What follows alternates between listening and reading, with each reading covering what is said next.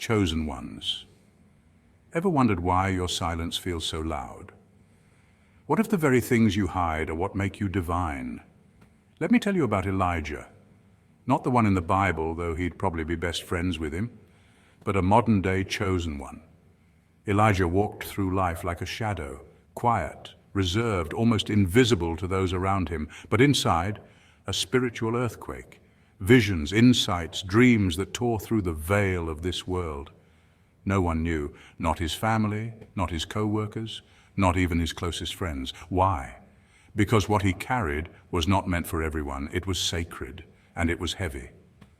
One day, after a late-night conversation with a stranger who recognized the fire in his eyes, Elijah confessed something. I've spent years hiding parts of myself because I knew the world couldn't handle the truth.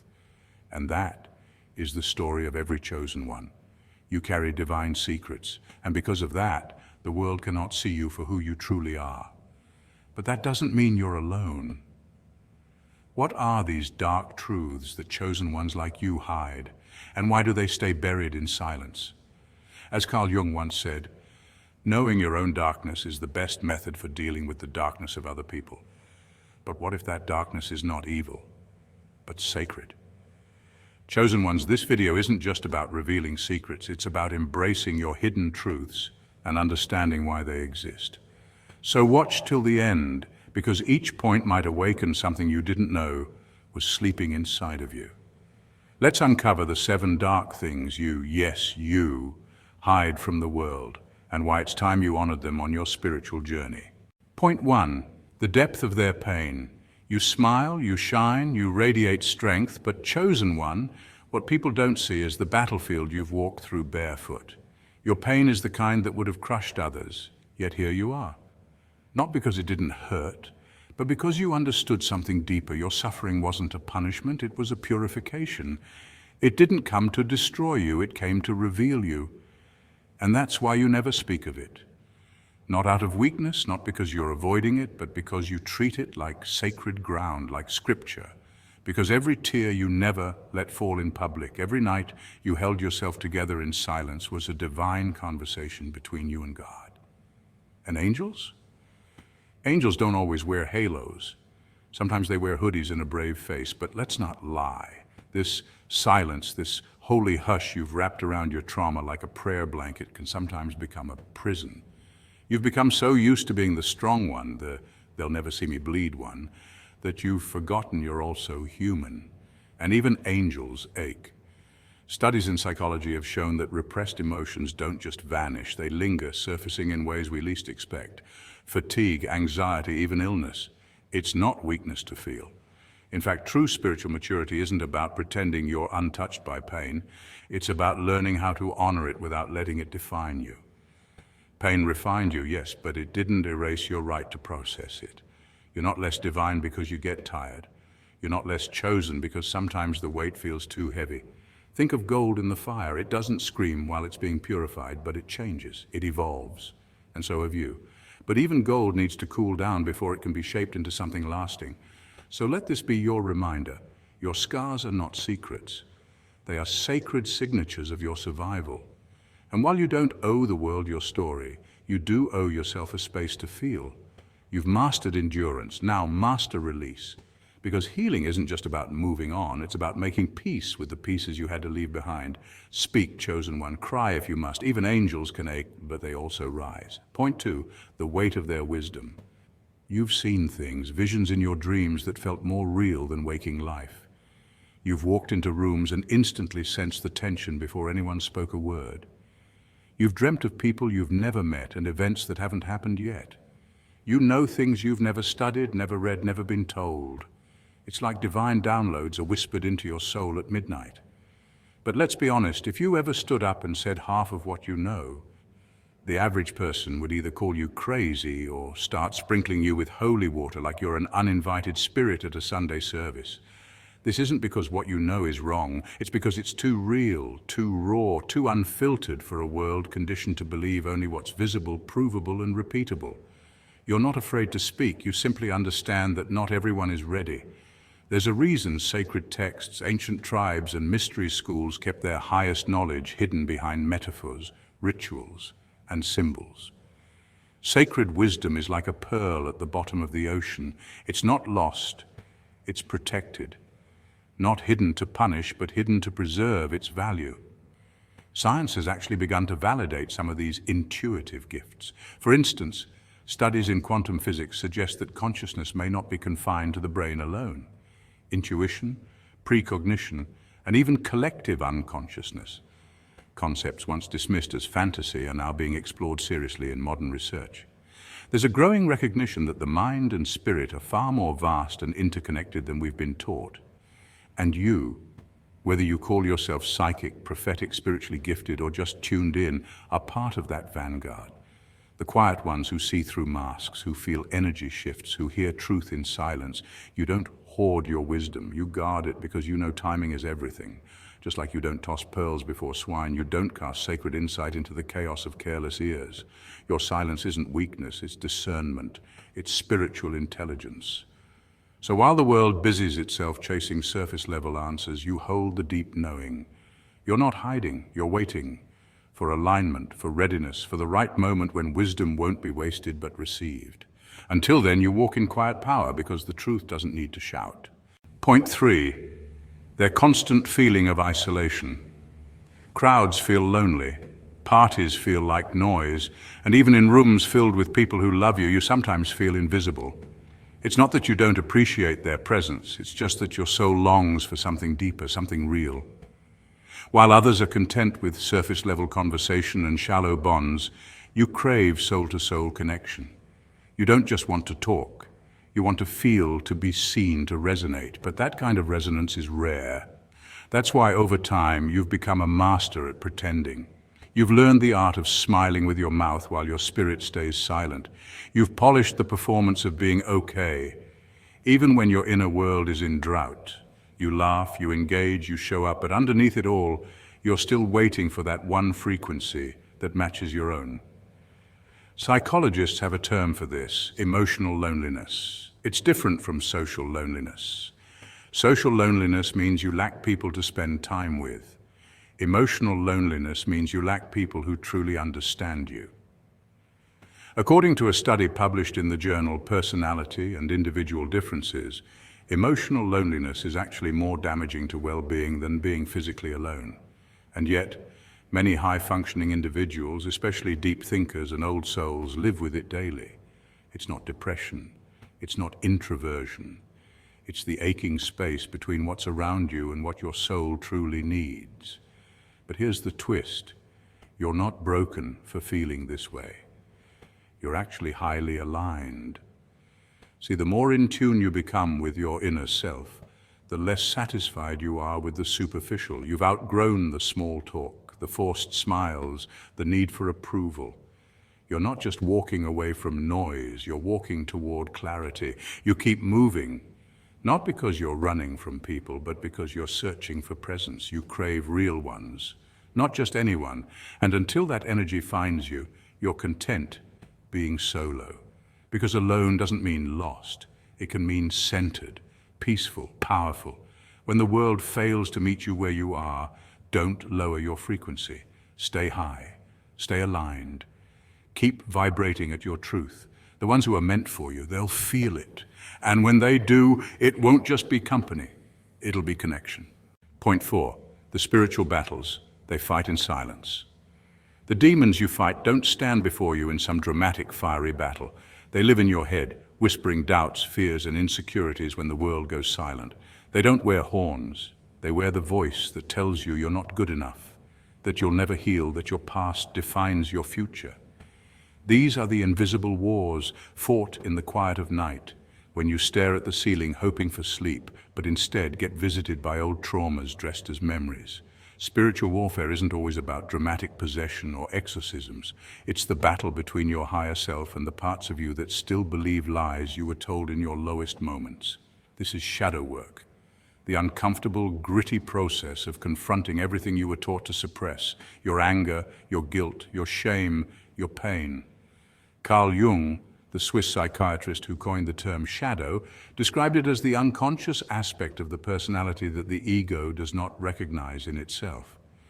Facing your shadow is not a trend. It's a spiritual excavation. It's not cute, it's not Insta-worthy, and it doesn't come with a soft filter or a catchy affirmation. It's messy, it's real, and it's necessary.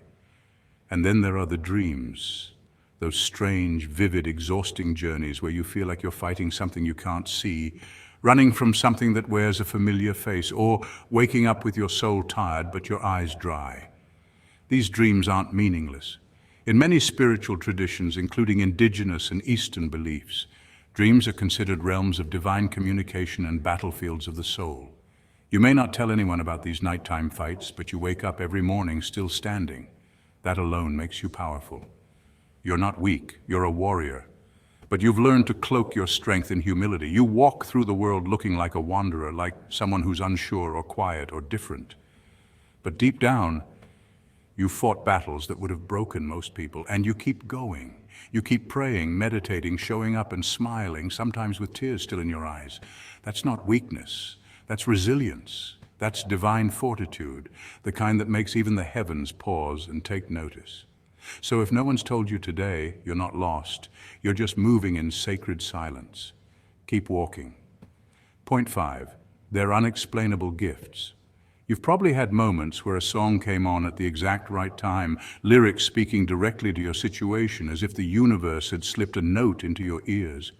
Or maybe you've woken up from a dream that wasn't just a dream, it was a download, a spiritual data transfer, clear insights, images or answers you didn't go to bed with, and then there's that strange, unshakable feeling when someone enters the room before they even say a word. Their energy hits you like a wave, heavy, light, chaotic, calm. You feel it before your mind has time to process it. And you don't know how you know, you just do. But what do you do with all of that? Most people don't understand it. They call it weird, woo-woo, or too much. So you learn to nod, smile, play it off. You don't mention the chills you got when that stranger passed by. You don't talk about how you saw it coming, because they'd laugh, mock, or brush it off. And yet, no matter how much you hide it, this sensitivity doesn't go away. Why? Because you're not broken. You're tuned in. You're spiritually wired to pick up what others miss. Science now recognizes that humans emit energy fields and our hearts and brains communicate energetically. Studies from the HeartMath Institute confirm that our bodies are constantly exchanging data through these subtle vibrations.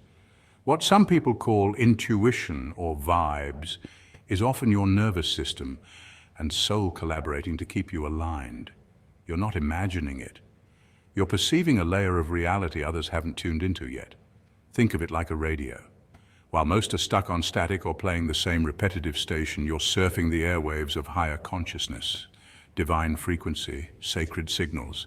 And while this sensitivity may isolate you at times, it also makes you a beacon for truth, healing, and transformation.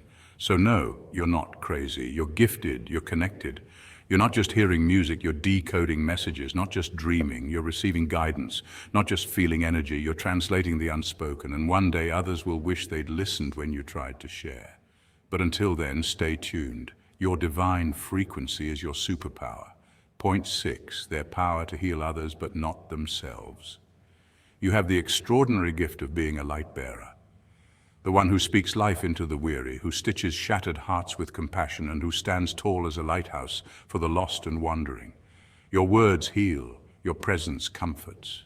You're the one people run to when the storm hits, the one who can somehow make pain feel poetic and suffering feel survivable. But then comes the quiet question. Who heals the healer? When it's your turn to fall apart, to cry out, to be held, suddenly the world grows silent. No texts, no calls, just you. And the echo of your own strength, it's a lonely paradox. You pour into others from a deep well of empathy, but when your own cup runs dry, few even notice, not out of cruelty, but because your strength has become so dependable that people forget you too are human. This reality isn't just emotional, it's scientific. Research in emotional labor shows that people who are consistently givers, the fixers, listeners, and nurturers, often experience burnout faster because they suppress their own needs to meet others. It's called compassion fatigue, and it's real. Yet here's where it gets beautifully twisted. Your true power doesn't stem from a perfect, unbroken self. It emerges from the way you radiate light through your cracks. Like the Japanese art of kintsugi, where broken pottery is mended with gold, Your wounds don't diminish your value, they enhance it. Your struggles make your light warmer, more relatable, more potent. Anyone can shine when life is easy, but you shine in the midst of your breaking. That's divine. In mythology, wounded healers are the most powerful ones. Chiron, the Greek centaur, could heal others despite being in constant pain himself. This archetype isn't just symbolic, it reflects a truth the world often overlooks. Your pain is not your weakness, it's your canvas. Your cracks are not flaws. They're stained glass windows that let sacred light pour through. So if you're feeling unseen right now, broken, unheard, don't despair. You're still a healer, even in your silence, even in your breaking, and perhaps especially then. Because anyone can hold a candle in the sun, but it takes a rare soul to glow in the dark. That's you. Point 7. Their fear of being truly seen. Oh, you hide, chosen one. Not because you're weak or afraid, but because you've learned the cost of visibility. Being seen isn't just about attention or recognition. For someone like you, it means standing bare in a world that often misinterprets depth as danger and sensitivity as weakness. You've tasted betrayal. You've handed out pieces of your soul to those who couldn't comprehend the language it spoke. They mistook your light for competition, your honesty for manipulation, and your compassion for naivety. And so you learned to pull back. You built a fortress of silence around your brilliance and sat quietly behind the curtain, watching the world forget the power it never understood. But here's the twist. You were never meant to hide forever. That veil, that shadowed corner you retreat to, it was temporary, a sacred cocoon, a place for transformation, not permanent exile. There are souls walking this earth who were divinely designed to find you, not to use you, break you, or dim you, but to honor you. The ones sent to find you already carry fragments of your frequency. They won't be frightened by your depth. They'll feel at home in it. They'll recognize your silence not as distance, but as depth. Your intensity, not as threat, but as beauty. Even neuroscience supports this idea. Humans are biologically wired to connect through authenticity. Vulnerability releases oxytocin, the bonding hormone, which helps foster trust and emotional intimacy. So while hiding may protect you from harm, it also starves your soul of the very connection you were built for. It's like keeping treasure buried in the ground where no one can steal it, but no one can be blessed by it either.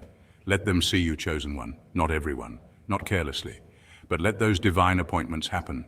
Trust the discernment you've earned through pain. You're not naive anymore, you're wise, and wisdom isn't isolation. It's knowing when and with whom to reveal your truth. Come out from behind the curtain, not with fear, but with quiet confidence. Your presence, your essence, your story. It will be a lighthouse to someone still lost at sea. Let yourself be found. Let yourself be known. You are not too much. You are finally just enough for those who matter. Chosen ones, you're not hiding because you're afraid. You're hiding because you're sacred. But now, it's time to stop apologizing for your depth. Time to stop dimming your light to comfort the blind. The world needs your truth, your whole truth, not just the light, but the shadows too. So walk forward, not as someone broken, but as someone beautifully burdened by divine design. Watch this again if you need to. Share it with someone else who walks this silent path. And remember, you are not alone, you are not crazy, you are chosen. Stay awake, stay holy, and never forget you've always been that one